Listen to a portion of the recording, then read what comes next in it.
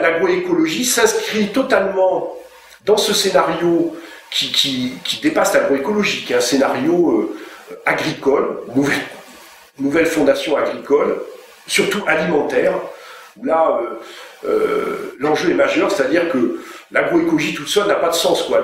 Je pense que le véritable enjeu, c'est comment les gens vont se nourrir, quelle sera leur assiette et comment ils vont acheter.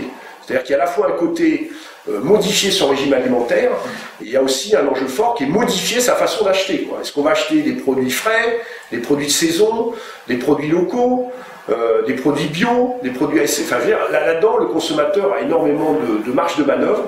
Et en fait, en changeant l'assiette, ce qui ne paraît pas insurmontable, on change complètement la phase de l'agriculture. Donc les consommateurs ont un pouvoir énorme, forcément contré par la grande distribution ou l'agroalimentaire qui nous, tous les jours à la télévision, dans les journaux, font un marketing terrible sur leur façon de voir les choses, et donc forcément freinent l'évolution des consommateurs qui des fois ne voient pas au-delà de ce qu'on leur montre, quoi. 4 produits laitiers par jour, enfin bon, des trucs complètement fous, quoi.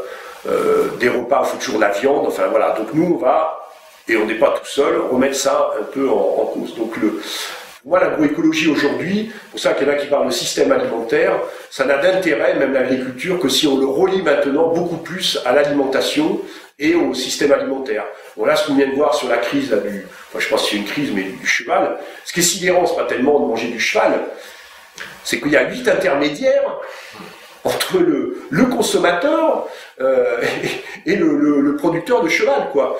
Et on ne sait même pas ce cheval combien de kilomètres il a fait, quoi. C'est sidérant, quoi. Donc là, ça ne fait que renforcer qu'une production locale où le consommateur est directement en lien avec le producteur. Voilà, moi la traçabilité, c'est aussi une façon d'industrialiser l'agriculture, la traçabilité. La traçabilité, pour moi, c'est le cheval de Troie, c'est un cheval de Troie, c'est-à-dire que la traçabilité, l'agroalimentaire, c'est son cheval de bataille, la traçabilité. Mais la traçabilité, quand vous achetez directement à un agriculteur, vous n'en avez pas besoin de la traçabilité, quoi. Voilà. Donc on voit bien là-dedans tous les enjeux qu'il y a.